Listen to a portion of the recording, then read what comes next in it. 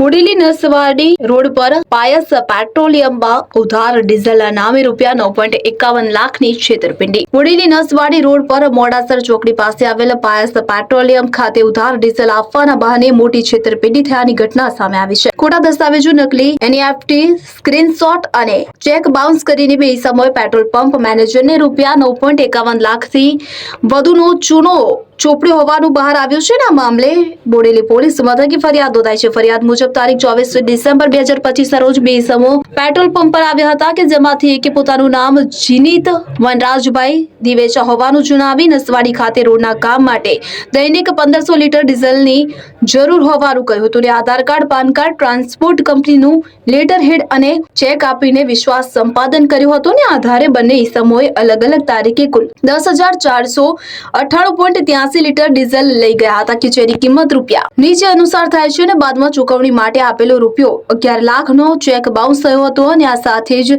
એનઈએફટીના ખોટા સ્ક્રીનશોટ મોકલીને પંપ મેનેજરને ગેરમાર્ગે દોરવામાં આવ્યો હતો। શંકા જતા તપાસ કરતા આપેલું સરનામું બંધ મળી આવ્યું હતું અને સમગ્ર મામલે બોડેલી પોલીસે જીનીત વનરાજભાઈ દિવેચા સહિત બે ઇસમો સામે છેતરપિંડીનો ગુનો નોંધી તપાસ શરૂ કરી છે। હું ગુલામ મુસ્તફા ખત્રી, પાયસ પેટ્રોલ પંપ મોડાસર મેનેજર તરીકે હું ત્યાં છું। અમારે ત્યાં 24 ડિસેમ્બર 2025 રોજ જૈનિત દેવીજભાઈ કરીને આવ્યા હતા અને મારા જોડે રોજ એપ્રોક્સ 1500 લીટર ડીઝલ જોશે એમ કહીને મારી જોડે ખાતું પડાવ્યું હતું। 5 થી 10 દિવસની 6, 5, 10, 4 કે 5 દિવસનું કહી મારી જોડે ખાતું પડાઈ ગયા હતા।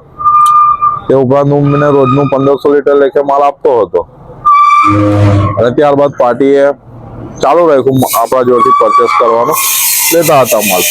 અને પછી એમનું બિલ વધતા હું એમની જોડે બિલની માંગણી કરી કે ભાઈ બિલ આટલું થઈ ગયું તમારું, બિલનું હવે મને થોડું પેમેન્ટ કરાવો જેથી કરીને મને આગળ તમારી જોડે ધંધો કરવાનું સરળ રહે।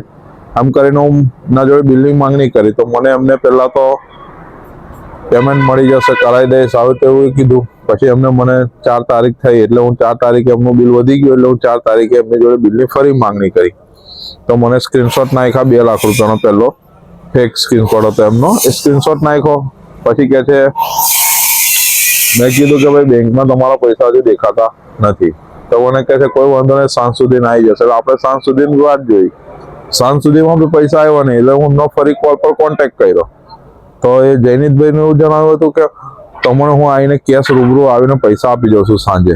એટલે આપણે સાંજ સુધીની ફરી વાત જોઈ તો કોઈ આવ્યું ના, રાત્રે 7-9 વાગી ગયા તો એ ભાઈ દેખાયા ના। પછી હવે સવારમાં મેં ફરી ફોન કર્યો તો કે છે મારા પપ્પા એક્સપાયર થઈ ગયા છે, આમ તેમ માથે બધા બહાના કરી અમને છેતરપિંડી કરી છે અમારી જોડે। અને એપ્રોક્સ એમને 25 થી 4 તારીખ સુધી એમને અમારી જોડેથી 10,498 જેવું એપ્રોક્સ લીધેલું છે ડીઝલ, એના પૈસા 9,51,600 થાય છે જેની અમે માંગણી કરી છે। અને 11 લાખનો એ પેટે અમને ચેક પણ આપ્યો હતો જે ચેક પણ વિડ્રોલ નથી થયો, એ બાઉન્સ ગયો છે અને માત્ર એમના ખાતામાં 7 રૂપિયા બેલેન્સ છે। શકીલ બલોચ, છોટાઉદેપુર।